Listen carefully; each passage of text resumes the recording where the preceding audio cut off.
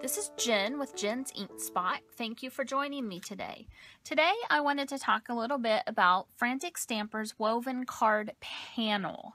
Someone on the Frantic Stamper Facebook page had asked how this die works, and so I just wanted to show you some tips and tricks to help you easily be able to put a card together using this die. First, I want to show you a card that I created with this die. I used 3 different patterns of paper. I think you could easily use 4 just to kind of shake it up a little bit, but most of the little sections have 3 pieces, so 3 pieces of paper works very well for this to alternate the patterns. For this card, I chose 2 bolder patterns and 1 pattern that was a little bit softer. I like a lot of pattern in my cards. For this card, I did not use the base. I used what cuts out here as a guide, and then I placed my pieces inside of it. After I had placed all my pieces inside, I pulled that guide off, and just these pieces are just flat and they're not laying inside of anything. What I'm going to show you how to do today is to create a card with the whole die piece, the positive and the negatives of these. The first trick is choosing your pattern paper. And I like to use a lot of patterns in my pattern paper, and I found that one of the easiest ways to mix and match patterns is to find a paper pad that you really like. These pads are already coordinated with papers that match. So based on the same rule that I used before, 2 bolder patterns and 1 little softer pattern, I started thumbing through here trying to decide what patterns I wanted to use, and there were so many different patterns that I really liked. So what I did was I started with this really bold, pretty green and coral pattern paper because I knew I wanted that in my card.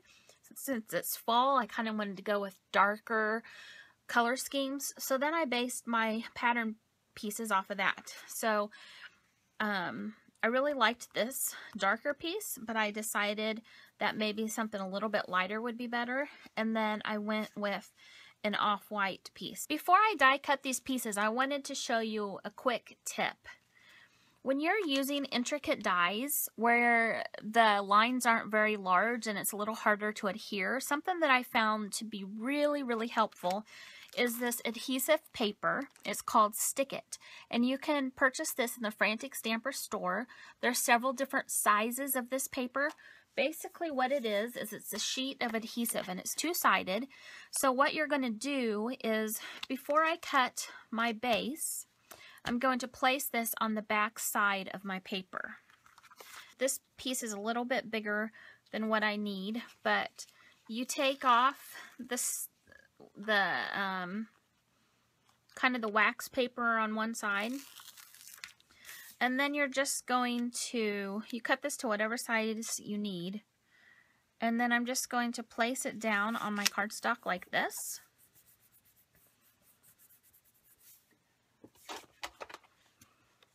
Usually I would have trimmed this, but first, so I didn't waste any.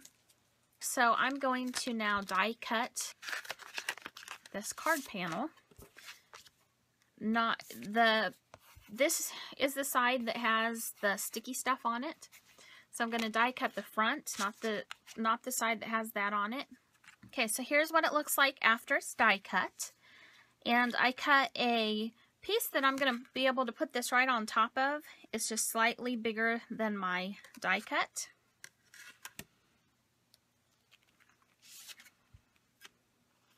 I'm going to pop out all of these pieces here because I'm not going to use those. All I'm wanting right now is the outline for this particular step. Now what I'm going to do is peel off the back of this adhesive.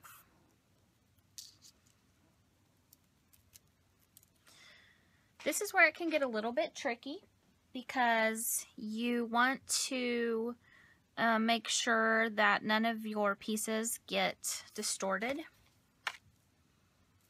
So you could do this several different ways. You could do this the way I'm going to do it now, or you could also do it upside down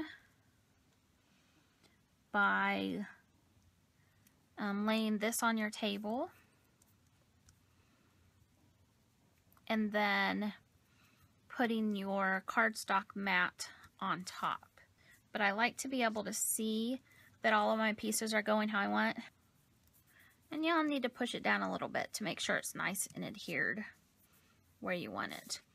Okay, so that's the first step, is to put this background on. So now what I'm going to do is start piecing and placing my pattern papers. And I've cut 3 different patterns. When I was working on this and not doing a video, I tried to kind of keep the pieces as close as I could to how they laid out on this card, because then it was just easier and it went a little bit faster. But for the purposes of this video, I just have them all in a pile. So kind of what I'm going to do is find the bigger pieces. I want the biggest pieces in here to be my boldest pattern, because I really want a pop of color. And what I'm going to do is not adhere these quite yet. I want to kind of play with my pattern before I do that.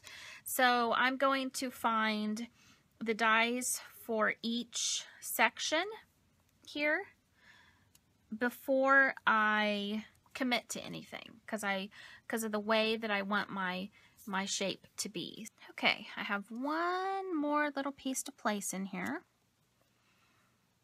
And there you go. Now what I need to do is I need to adhere all these pieces. And I have 2 different things that I use to do that with. I use my ATG gun for the long skinny pieces, and then I also use some sort of, this is Zig 2-way glue I like to use for the smaller pieces, like the little triangles that are in this piece. I use that for that. But what I'm going to do is I'll just take my piece of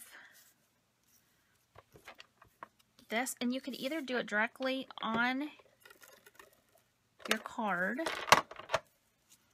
and adhere it, or you could do it directly on the back. Of course, you can also do this with a glue stick. I just think that this is so simple to do it like this. I use my ATG gun whenever I can. So then I will just adhere this. Now the other thing you could do is already have all your adhesive down when you place your die cut guide. And so then all you would do is have to stick these down, and your adhesive would already be underneath. And that would make it nice and simple too. Just kind of whatever works the best for you.